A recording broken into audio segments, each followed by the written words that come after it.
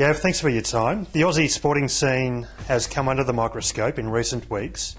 Is it only going to get worse before it gets better? I hope it does get better. My only worry is that from a macro look, we're not perceiving well, not only nationally but internationally, and you can't really argue that because, you know, the situation that happened a couple of weeks ago has been debated around the world, and I don't think that we're getting enough answers from what the public are looking for, and the government can't provide those answers. Yet you've got the bodies all asking, well, what have we done wrong? And who are the people and who are the clubs? So I think the issue stands around public opinion, world opinion, and who's winning that at the moment? The clubs, the sports, and the government is sitting on the backside of the issue and not winning any votes. How many times over the past 2 weeks have you said it wouldn't happen in my day? Well, I tend to think here in Australia, we always think that we've never been involved in match fixing or having any drug issues, etc. So all of a sudden, that for it to come like it did was a worry because, you know, what is there? How much background has been done? We're not getting told a lot. Is it 18 months worth of background? Is there a whole heap of tapes that have been done? What's going to roll out? So I think in sport, but these days, especially with professionalism, I think you just learn to almost never say never. Moving on to the subject of cricket, and the Aussie summer schedule has not long wrapped up. What can be made of the team's performance? A couple of things. Michael Clarke's trying to build a test side and he's constantly talking about that, and I agree. How he's going about it, I think they're doing well. The fact that the side rotated players in and out, good for the team, yes and no. Good for the public? No. The public are lost. They're lost on a few forms. They're lost at where we are from a test perspective, but then they got lost. Okay, we've got BBL. Who do we follow? I don't really know the players in my BBL side, so you know they're changing from week to week. But 1 minute they're playing for South Australia, next minute they're playing for the Sydney Thunder, etc. So they're a little bit lost in that, and then all of a sudden, oh, we've got some international one-dayers with Sri Lanka. Oh, then we've got West Indies. Oh, we've also got T20 internationally. So I think the public are used to following their rugby league team or their AFL team or even their A-League team, let alone a rugby team. So they're a bit lost with Australian cricket because they're used to the structure. They're used to test series. They're used to a try series. We've got 25 years invested in that. There's a piece of public learning and how do we teach the public about what's going on and how it runs these days and how to fall in line with the schedule. But Cricket Australia, let alone World Cricket, aren't totally sure about scheduling. So until that gets sorted out, then the marketing falls in line with that, then our public will understand. Gav, the informed player management policy, aka the rotation policy, does it have merit or is it completely unworkable? In theory it has merit but it has merit with regard to burnout, I think, and you know, stress fracture injury, and there's a lot of scientific reports from a sports position, but realistically, if you've got a guy like Peter Siddle who could have gone again, say, for the Perth Test match, let him go. Getting to that point where he thinks, you know what, I really need 2 weeks off, or I need a week off here. And getting to get the most out of him, not maybe hold him back, because what we did, we robbed Peter Siddle of his grand final, realistically, from a test position. You live your whole life for those games. Have we created longevity in Peter Siddle? They're going to argue yes, because he's ready for the Indian Test series. So we'll have to give it a 12-month period to judge. The public aren't happy because they're about tickets and they're about stars, so they're not happy. So again, Cricket Australia losing the PR battle. So that's my issue, that you've got a bunch of cricket administration that think they're doing the right thing. You've got the PR around the public. They don't know what's going on. They're asking questions. So nothing's getting answered. So the more that continues, what do you get with confusion? You know, you basically get negativity and anarchy. To earn and wear a baggy green is every cricketer's dream.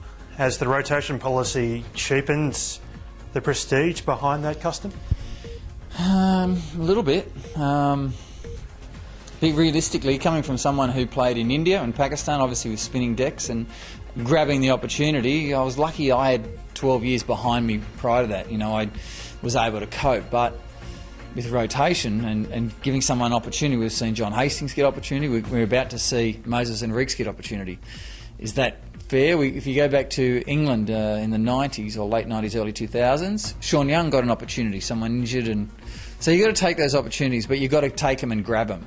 Now, if you don't, and you're a peripheral selection, you're probably going to go by the wayside. If you take them and grab them, you jump a rung. You almost jump Shield cricket, and you're really in the international selector's eye. So, yes, it does a little bit, but I can't sit here and say that people don't deserve it. Anyone playing the first class game that works hard in some way deserves it. But realistically, if you look at the 90s and the early 2000s, it's about 50 wickets a year. It's about 1,100, 1,200 Shield runs a year that offers the baggy green. So to answer you in a more poignant way, yes, it is.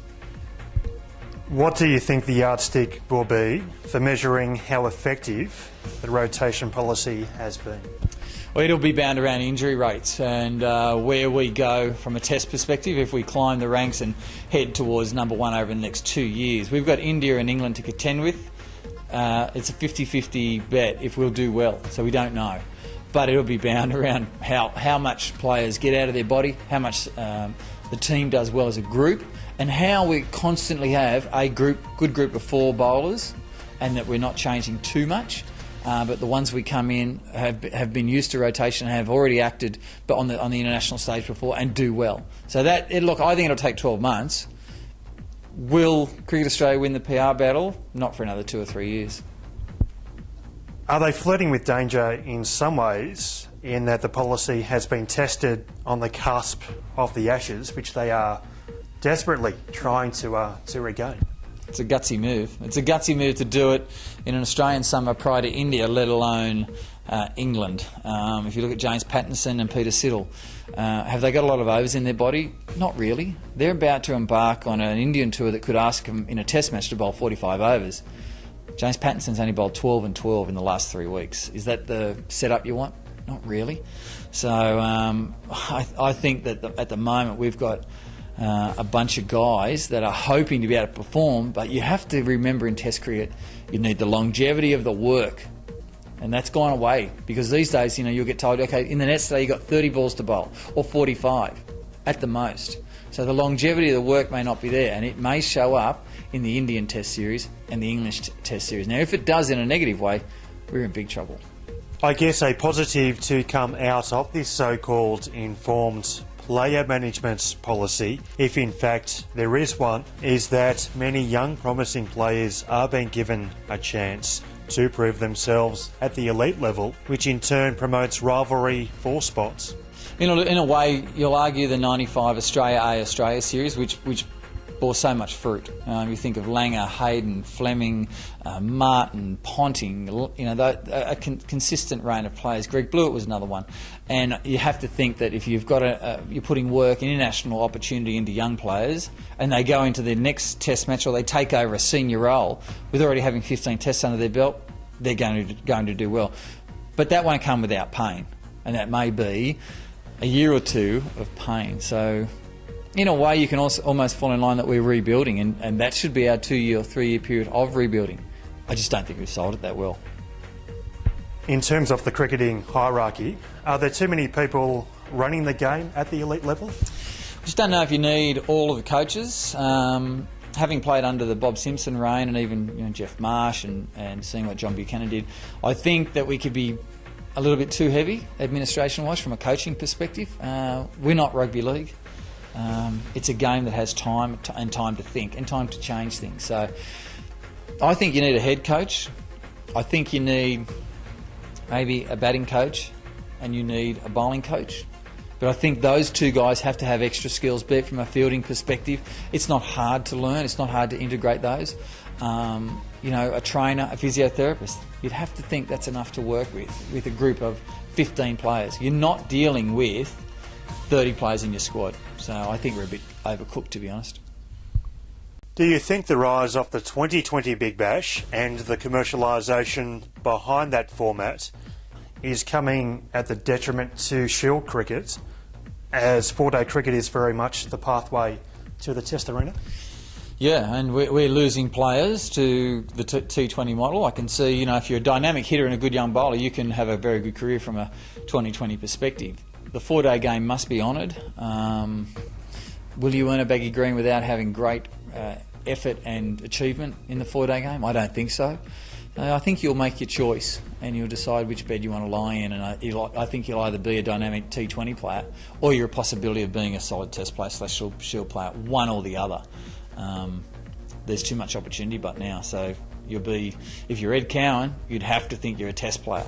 But are you a T20 player? Probably not. I was looking at the batting averages of the Sheffield Shield last night, and within the 6 states competing, there are just 13 players who average over 40 with the bat. 2 of those are wicketkeepers in Haddon and Wade. They're not great numbers, are they? I wondered this. I was only talking about it on air yesterday. I wanted to look at the end of the year and see how many players averaged over 40. But I can think back to Bevan and Elliott and Lehman and Stuart Law and Martin Love, and there's just 5 off the cuff, let alone Jamie Siddons, who, had averaged 50 and 55 in their Shield season. For mine, having more hits with more Ryobi Cup, that's the difference between the eras.